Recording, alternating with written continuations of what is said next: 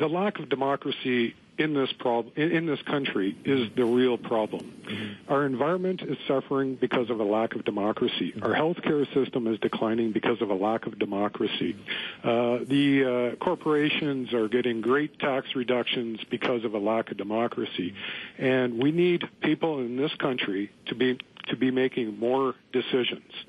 We need more rule. We need rule by the people, I would suggest. Mm-hmm. And I would like to see the Liberal Party and other parties modernize our democracy so that the people can make the decisions that... Well, give us an example of how that might work. I mean, we all agree with that in principle, but how does that work in reality? Well, apparently in Brazil, I read a book called Imagine Democracy, and apparently in Brazil, and you can now also Google democracy in Brazil, and you will find in some of their municipalities there is participatory democracy where the people are actually making up the budget for their government over a year-long process. Mm-hmm. It is the people that are best able to determine whether they need more spending in health care, need more spending in our military, need more spending in our environment. The people know better than the politicians. The politicians in this country, many of them, particularly in the Liberals and Conservatives, are people that come from corporations like Monsanto or whatever. They're basically plugged into the political system, and they're making the decisions for us for their corporate benefits. All right, James, thank you. Thank you very much for that. Your reaction to what I heard you nodding. I didn't hear you. I heard you saying well, through some of that. Yeah, I would like to say liberalism was born in this country out of the democratic movement. I mean, if you look at it, it was born out of the desire and call for responsible government. And I believe that we have to have that at our core once again, that we will be the party of democratic reform, trying to open it up and connect it more closely with the grassroots. But James, the point is that too many politicians come from the ranks of corporations and big business, the expensive suits, and don't necessarily come from the mere mortal quarters. Would you agree with that? I agree that unfortunately there is often largely a political class derived from one source, and I believe that a political party has to do all it can to reach out to other groups. Bigger tent, as they say. A bigger tent. Yeah. All right, let's take a bit of a break. We'll be back with more of your calls right after this.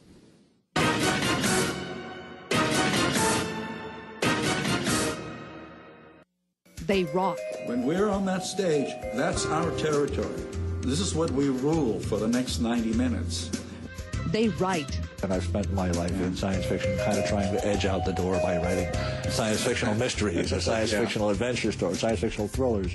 They report. You know, New Orleans is here because the people who have returned or moved here are here by choice. And they're on Rockburn Presents. Rockburn Presents. See it on CPAC. It has cost media mogul Rupert Murdoch, a 168-year-old newspaper, a bid for $1 billion satellite company, and perhaps his iron influence over UK politics. The Leveson phone hacking inquiry. Relive the entire investigation as CPAC brings you a recap of the telling testimonies into one of Britain's biggest scandals. The Leveson phone hacking inquiry. See it on CPAC.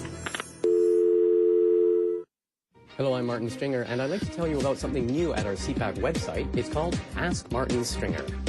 Just click on the menu and choose a topic that interests you. It could be a question about parliamentary rules or procedure, or an interesting piece of parliamentary history or tradition, from whipping the hounds to whipping MPs. And you can ask a question of your own, and I'll do my best to answer it. Often when someone has a question about something here at CPAC, they say, Ask Martin Stringer. Well, now you can too. That's Ask Martin Stringer on our CPAC website. You're watching Gold Hawk Live, only on CPAC. Welcome back. We're talking about the Liberal Convention and beyond the Liberal Convention, I think. The New Liberalism is a book written by Matthew Kalkman. He is my guest here today. He attended the convention, found it to be basically positive. We're sampling a little bit of opinion on that from across the country. Here's Kathy from Alexander in Manitoba. Kathy, what did you think? Well, I watched a lot of the convention, and I agree with a former person that phoned in and said that people know better than government. I think that's a very big issue. But, you know, one thing I heard, and I'm not saying this, I'm repeating what I heard on television on another station. Yeah. And they said they feel that the Liberals are whistling past their graveyard. Yeah. That tells you a lot, doesn't it? Well, but do you what believe... I'm saying now, it's not what I've heard other people say. I think that we have to realize we have a principled, honest, very smart Prime Minister in Ottawa. We better be thanking our lucky stars. We have him. And I think that the Liberals, for one, have always been felt entitled to be in power. Well, you know, that age has passed. Well, it's hard to feel entitled to power when you're in third place, isn't it? Exactly, but they're acting as if they're in first place. You think so, still? My point being, what I think the Liberals should do, first and foremost, is be honest about their